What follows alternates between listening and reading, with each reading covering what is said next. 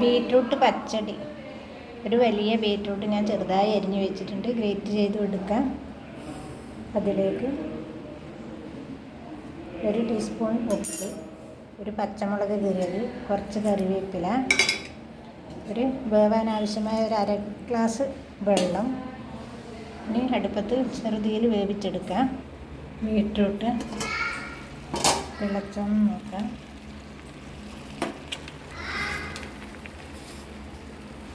തിളച്ചിട്ടുണ്ടോയെന്ന് ഇളക്കിയിട്ട് അടച്ച് ചെറുതീയിൽ ഒരു 5-6 മിനിറ്റ് വേവിച്ചെടുക്കാം.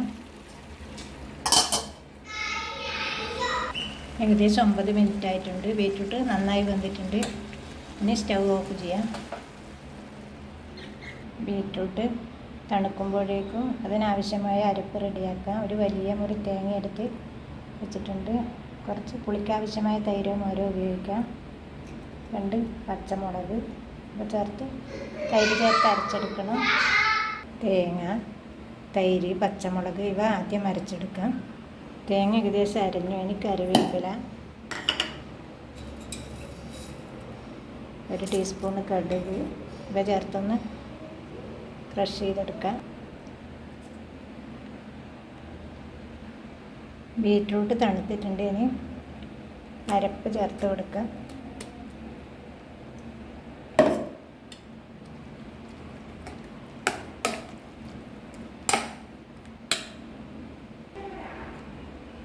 നമ്മുടെ പച്ചടിക്ക് അരപ്പൊക്കെ ചേർത്ത് പുളി, ഉപ്പ്, എരിവെല്ലാം നോക്കി. എരിവ് കുറവാണ്, ഉപ്പ് പാകത്തിനുണ്ട്. പുളി ഓരോരാളെ ആവശ്യത്തിനനുസരിച്ച് മോരോ തൈരോ ചേർത്ത് കൊടുക്കാം. 3 മുളകിട്ടുണ്ട്. എരിവ് കുറവാണ്.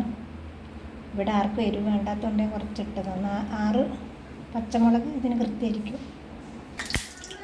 ചീനച്ചട്ടി അടുപ്പത്ത് വെച്ച് വെളിച്ചെണ്ണ ഒഴിച്ച് കൊടുത്തു. കുറച്ച് കടുക്,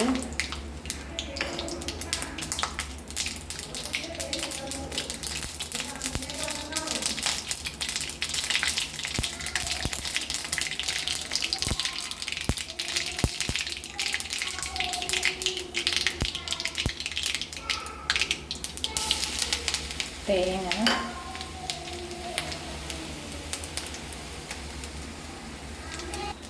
ഒരു ഉണക്കമുളകും കറിവേപ്പില.